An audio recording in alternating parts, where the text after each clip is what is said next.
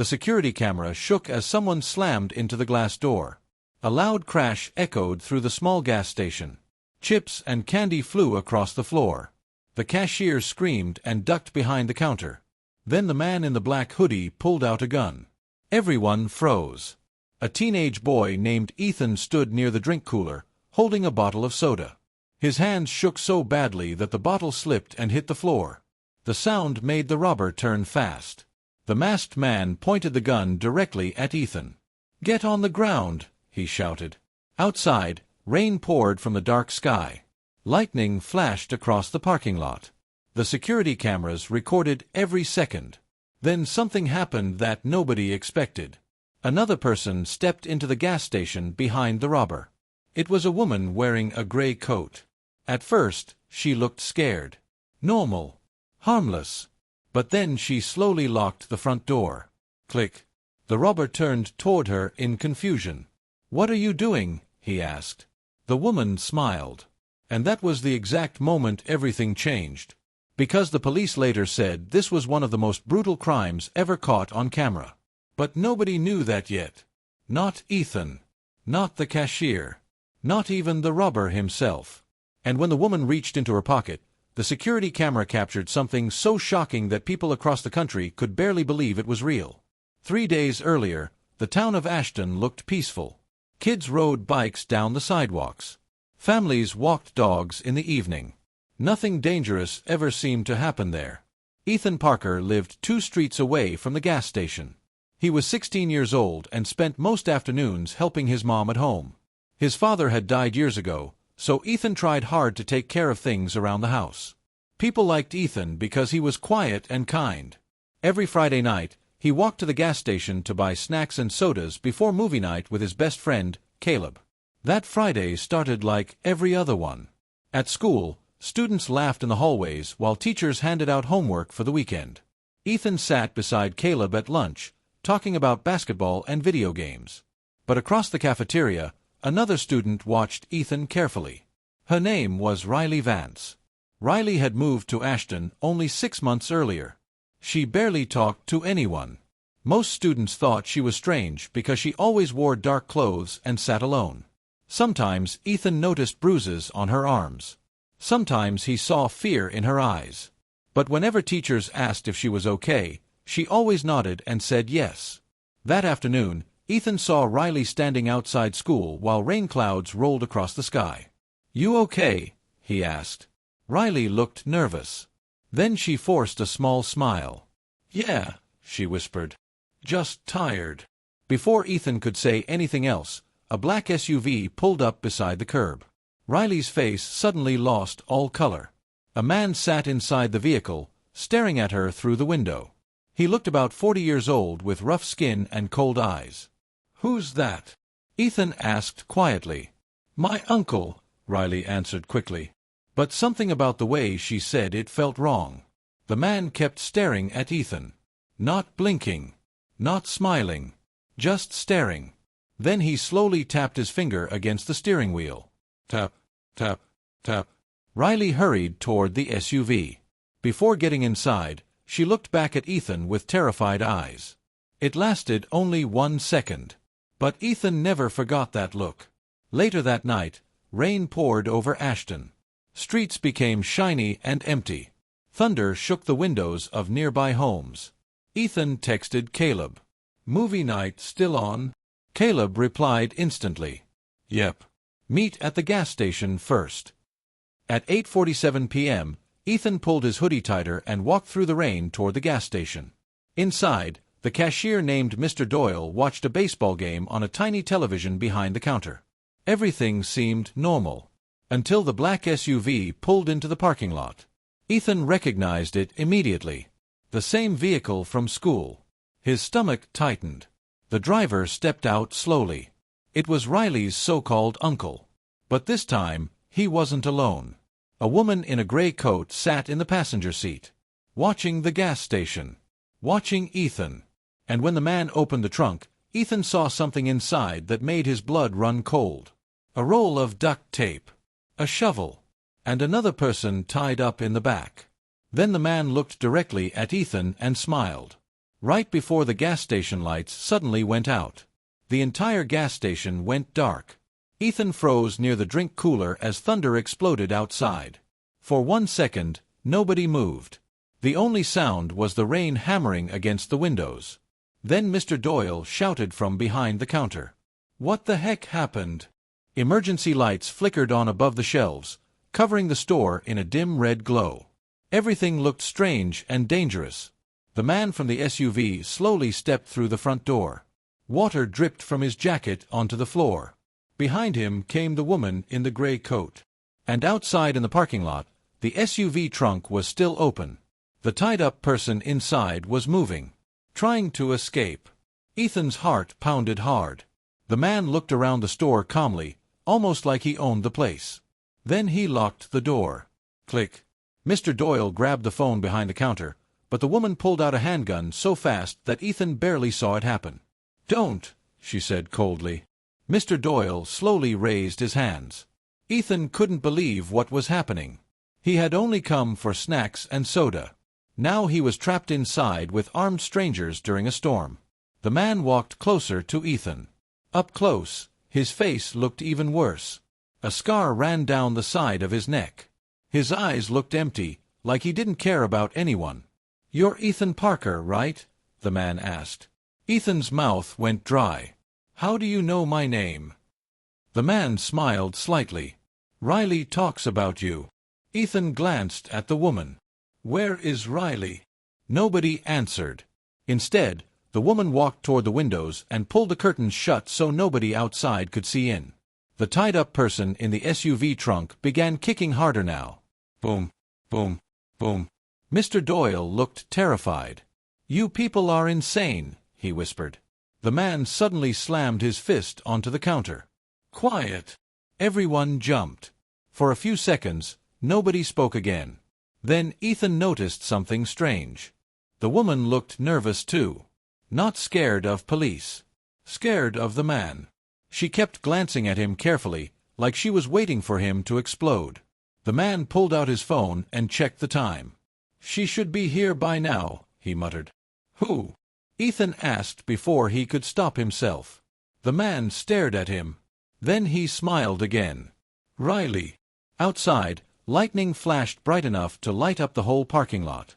And for a split second, Ethan saw someone standing near the side of the building. A girl, wet from the rain, watching through the window. Riley. Her face looked pale with fear. She shook her head slightly at Ethan, like she was warning him not to say anything. Then she disappeared into the darkness again. Ethan tried not to react. The man noticed anyway. "You saw her, didn't you?" he asked quietly. Ethan stayed silent. The man stepped closer until they were almost face to face.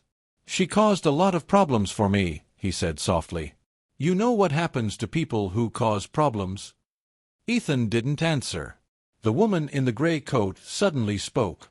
"Leave the kid alone." The man turned slowly toward her.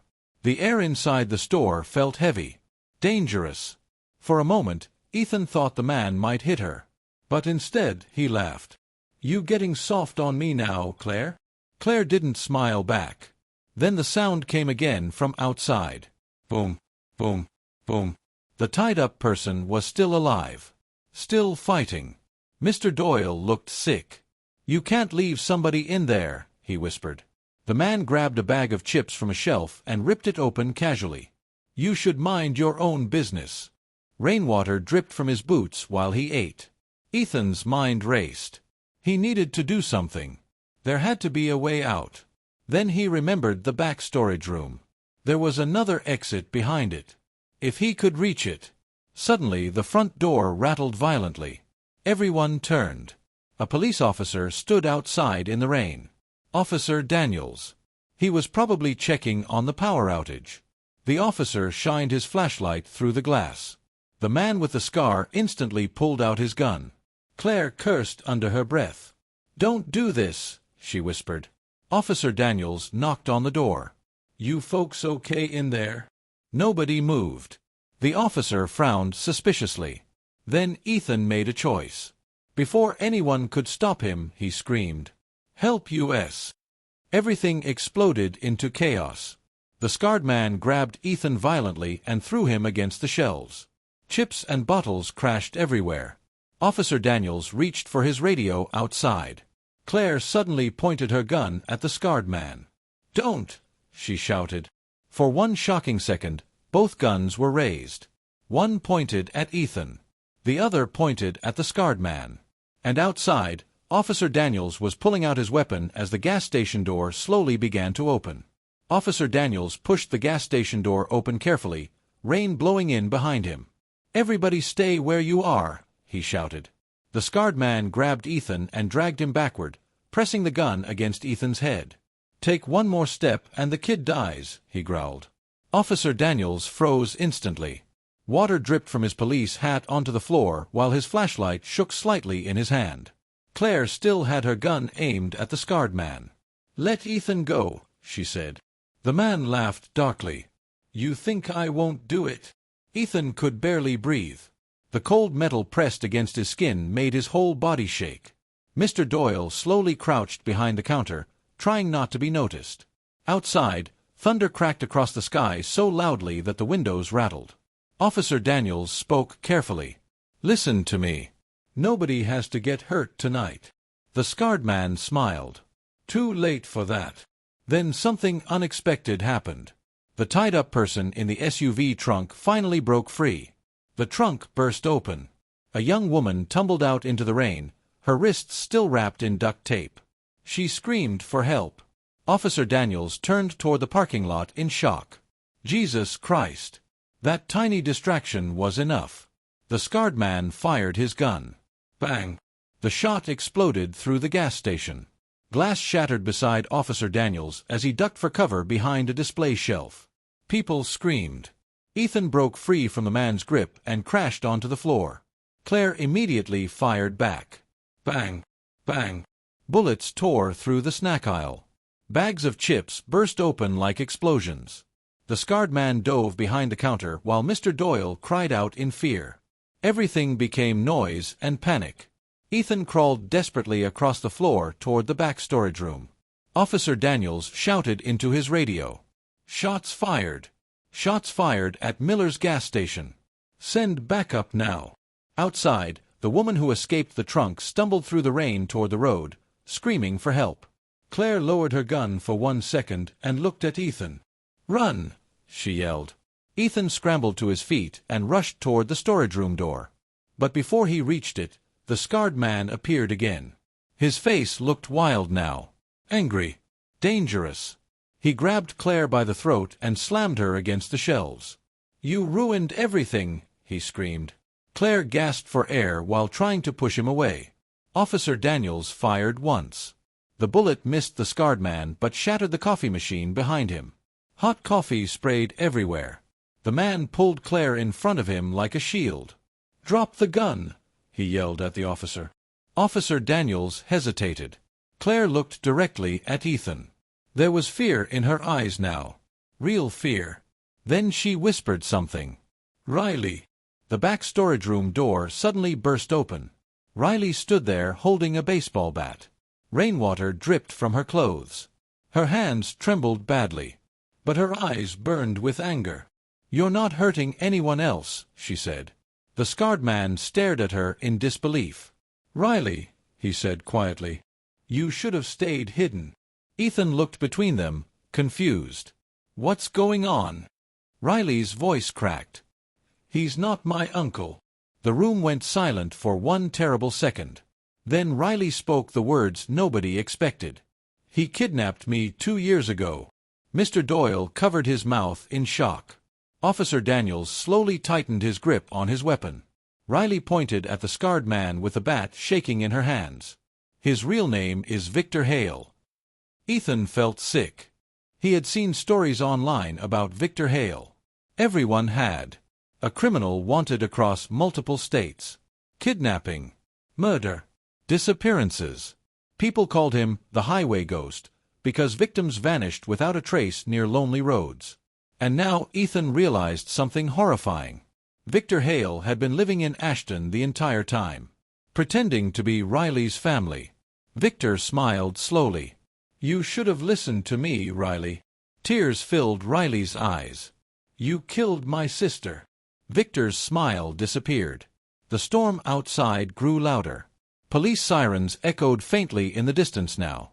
Backup was coming. Victor heard them too. His expression changed instantly. Cold. Deadly.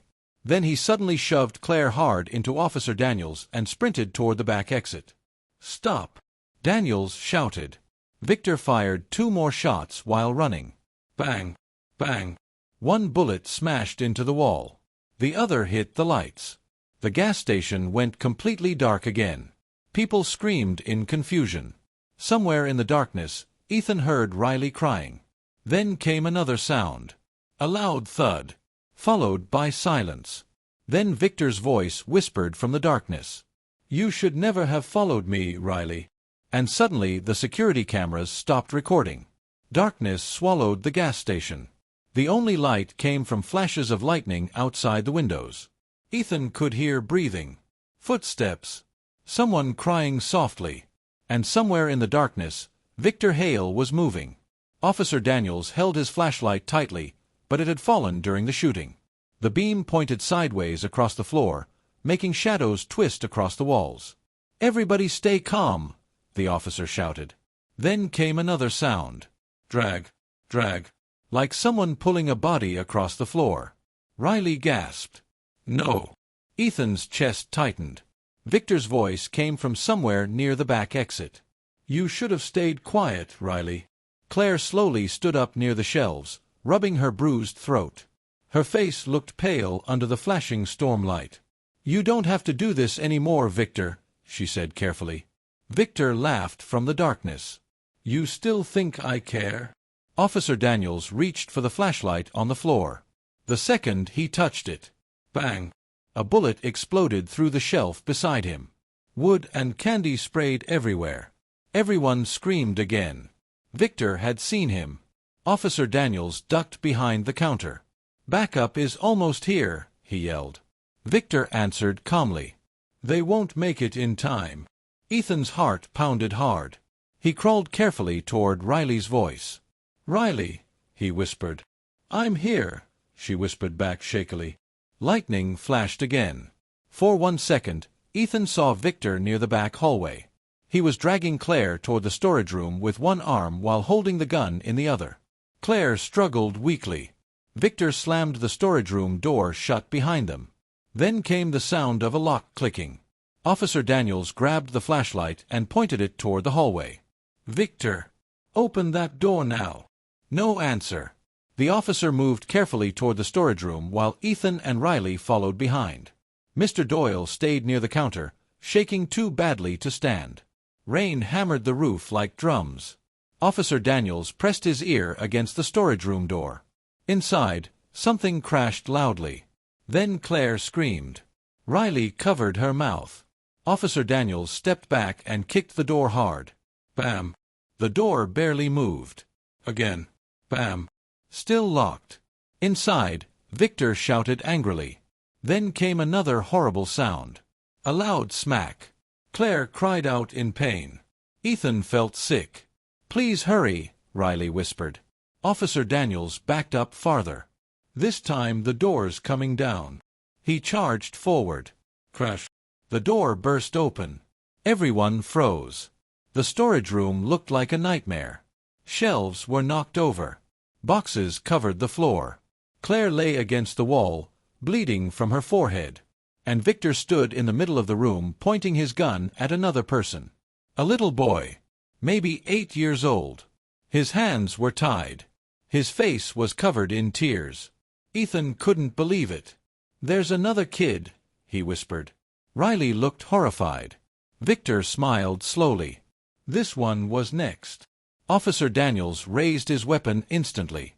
Put the gun down. Victor pressed the barrel against the little boy's head. No. The child sobbed quietly. Claire struggled to speak through the pain. He took him yesterday. Ethan's stomach twisted. How many people had Victor hurt? How long had this been happening? Victor glanced toward Riley.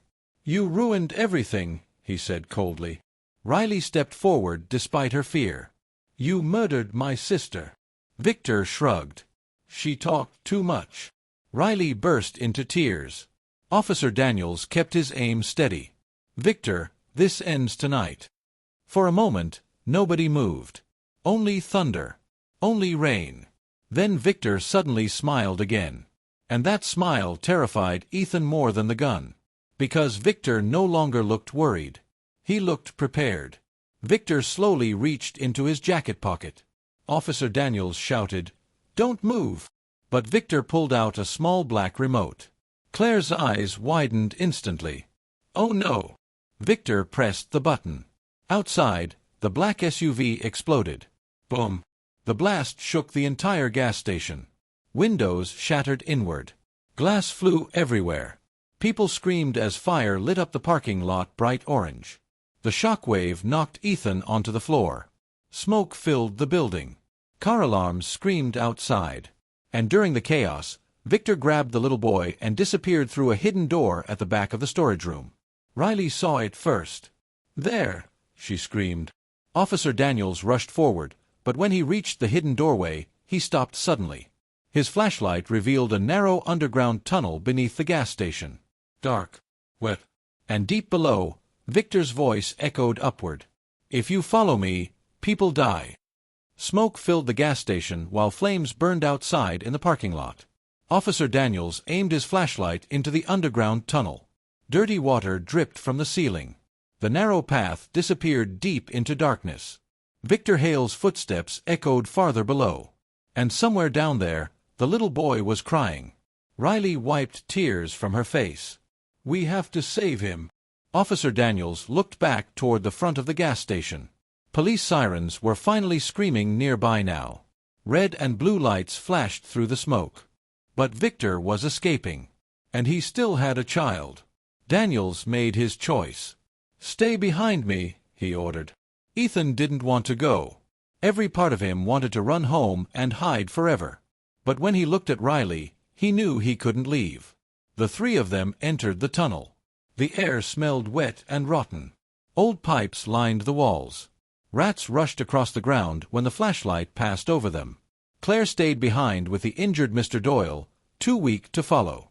As they moved deeper underground, Ethan noticed something terrible painted on the tunnel walls. Names. Dozens of names. Some were written in red paint. Some scratched into the concrete. Riley stared at them in horror. "These are victims," she whispered. Officer Daniels looked grim. Victor had been using the tunnels for years. Maybe even longer than anyone imagined. Far ahead, the little boy screamed again. "Help me!" They ran faster. The tunnel twisted sharply and opened into a large underground room. Ethan stopped cold. The room looked like a secret prison. Chains hung from the walls. Old cameras pointed at metal chairs. There were piles of clothes, shoes, and broken phones everywhere. Officer Daniels looked sick. "My God!" Then the flashlight landed on Victor. He stood near another exit tunnel with a little boy beside him. The gun was still in his hand. But now Victor looked different. Desperate. Sweat covered his face. His breathing was fast. Police sirens echoed faintly from above. He knew he was trapped. "It's over," Officer Daniels said firmly. Victor laughed weakly. "You think prison scares me?" The little boy cried beside him. Riley stepped forward carefully. "You hurt so many people." Victor stared at her. Then, for the first time all night, his expression changed. Not angry. Not cold. Almost sad. "You don't understand what people did to me," he muttered. Riley shook her head. "No. This was your choice." Victor's eyes darkened again instantly. He grabbed the little boy violently. Officer Daniels raised his weapon higher. "Let him go now." Victor backed toward the exit tunnel. "If I can't leave," he shouted, "nobody leaves." Then Ethan noticed something beside Victor's foot. A gasoline can. Victor had poured fuel across the ground, toward a burning flare near the wall. Ethan realized what he was planning. "He's going to burn the tunnel!" Ethan yelled. Everything happened at once. Victor shoved the little boy away and fired his gun. Bang! Officer Daniels fired back immediately. Victor staggered backward. The gun slipped from his hand. The flare tipped over onto the gasoline. Whoosh! Fire exploded across the floor. Flames raced through the underground room. Smoke poured upward. Officer Daniels grabbed the little boy while Riley pulled Ethan toward the tunnel. But Victor stayed behind near the flames, bleeding, laughing strangely. "You should have stayed away from me," he whispered. Then part of the ceiling collapsed. Crash! Rocks and concrete buried Victor beneath the fire. The tunnel shook violently. "Run!" Daniels shouted. Everyone sprinted through the smoke-filled tunnel as flames spread behind them. Heat burned Ethan's skin. The walls cracked around them. Finally, they reached the gas station and stumbled outside into the pouring rain. Police officers rushed everywhere. Ambulances filled the street. Firefighters battled the burning SUV. Ethan collapsed onto the wet pavement, coughing hard. The little boy was wrapped in a blanket and carried safely to an ambulance. Riley sat silently beside Ethan while rain poured over both of them. For a long time, nobody spoke. Then Officer Daniels walked toward them. "They found cameras underground," he said quietly. "Victor recorded everything." Ethan felt cold all over. The brutal crimes, the missing victims, the secret tunnel. All of it had been caught on camera. News channels across the country would soon call it one of the most horrifying criminal cases ever discovered. But Ethan wasn't thinking about the cameras. He looked at Riley instead. "You're safe now," he said softly. Riley stared at the rain falling onto the street. For the first time since Ethan met her, the fear in her eyes was finally gone. As police lights flashed across Ashton, the storm slowly began to fade. And deep beneath the destroyed gas station, the cameras kept recording silently in the dark.